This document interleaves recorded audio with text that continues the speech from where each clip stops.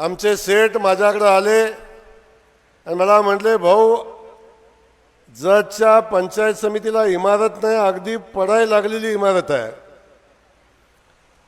तेव्हा मला प्रश्न पडला, महाराष्ट्राची निर्मिती होऊन 65 वर्ष झाल्यानंतर सुद्धा जर जतच्या देवभूमीच्या पंचायत समितीला इमारत नसेल तर किती कर्तृत्ववान सुपुत्र या भागातनं आमदार झाले हे आपण बघा.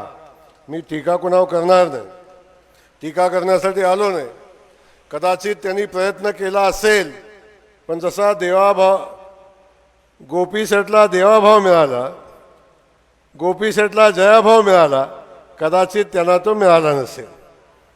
या दोन्ही गोष्टी असतील. पण आज या पंचायत समितीच्या इमारतीच्या भूमिपूजन प्रसंगी या ठिकाणी उपस्थित असलेले आणि ज्यांनी आत्ताच आपलं भाषण केलं आणि भाषणामध्ये मी एकदम साधा आहे असं त्यांनी भासवायचा प्रयत्न केला,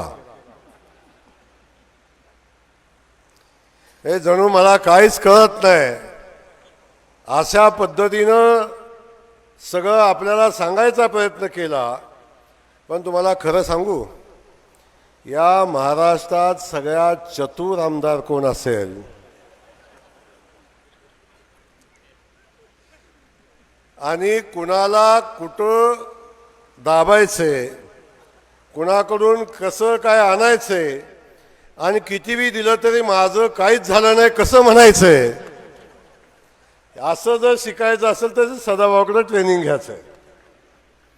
पण एक लक्षात ठेवा, सदाभाऊसारखा सहकारी मिळणं, जीवाभावाचा सहकारी मिळणं हे पण खऱ्या अर्थानं नशीबवानाचं काम असतं.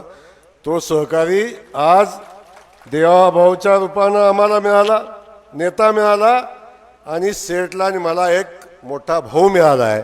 असा आमचा सहकारी जो कायम सातत्यानं आमच्या सुखदुःखात उभा राहणारा, कायम प्रस्थापितांच्या विरोधात संघर्ष करणाऱ्या नेतृत्वाच्या पाठीशी उभा राहणारा, आणि चांगला असल्यावर कोणी बी येतो. आज मी मंत्री आहे कोण पण येईल, सेठ आमदार आहे कोण पण येईल, पण जेव्हा आम्ही काहीच नव्हतो तेव्हा सुद्धा आमच्या पाठीशी उभं राहण्याची भूमिका घेणारा आमचा सदाभाऊ. म्हणून आम्हाला सदाभाऊबद्दल प्रचंड प्रेम आणि अभिमान आहे की असा मित्र आज आमच्या सगळ्यांच्या सोबत आहे.